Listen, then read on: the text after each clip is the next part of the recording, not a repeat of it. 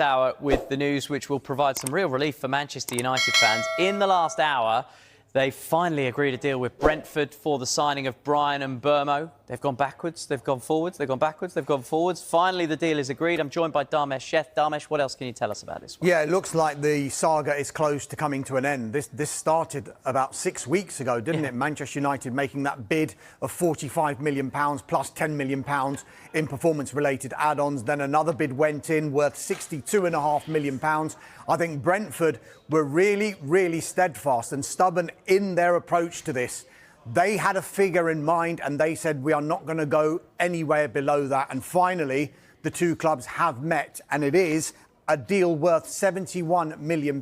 Manchester United will pay an initial fee of £65 million plus £6 million in performance-related add-ons. The initial fee, the £65 million, will be paid in 4 instalments. And that's where the information I was getting was where the crux of this deal was going to be. Manchester United weren't too far away on the overall fee. It was always going to come down to the structure that would suit both Brentford and Manchester United. Because if it had been in like 3 instalments, that probably wouldn't have worked for United on the one hand. But with it being 4 instalments now, they get to spread that cost over 4 periods as opposed to just 3 instalments. So the deal is now agreed. We expect Bryan Mbeumo to have a medical in the coming days, and there is a growing optimism that he will be part of Manchester United's squad for their pre-season tour of the United States, and they take off for that tour on Tuesday.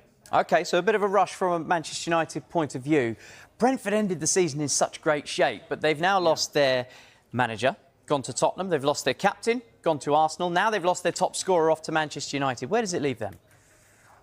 I mean, they have got good money for Bryan Mbeumo. They have got good money for Christian Norgard as well, who you mentioned has gone to Arsenal. It was, of course, a big blow losing Thomas Frank, the head coach, who went to Tottenham Hotspur. But focus will now, I guess, be on Yoane Wissa.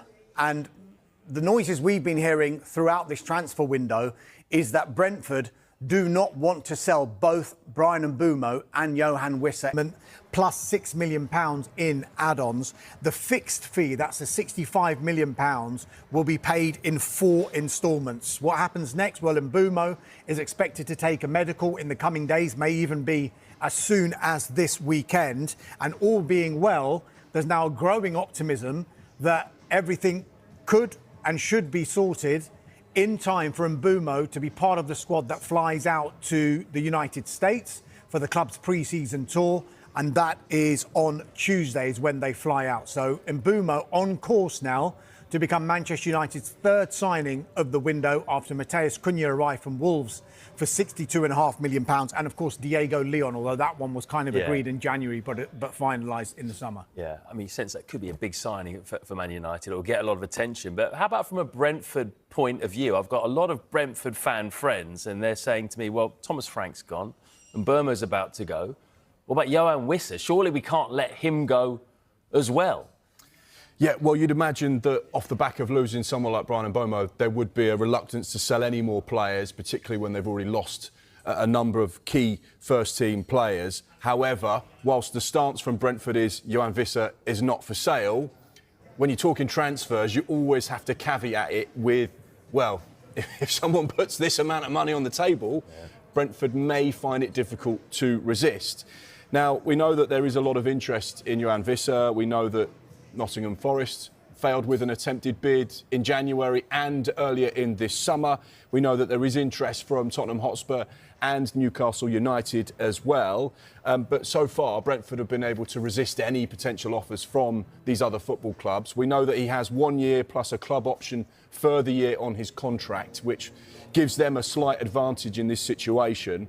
He's 28 years old, so he's getting to the latter stages of his career. And of course, it's one of those players that's been so influential. He's been so special under Thomas Frank whilst he's been at Brentford and developed into a really important figure for them. You can understand why Brentford say, we don't want to sell all of our star players. We know that that could be leaving us in a perilous... As soon as the likes of Newcastle and Tottenham were aware that he had one focus and one focus only, they stepped back and focused on other targets. So therefore, it was always about Manchester United doing a deal with Brentford.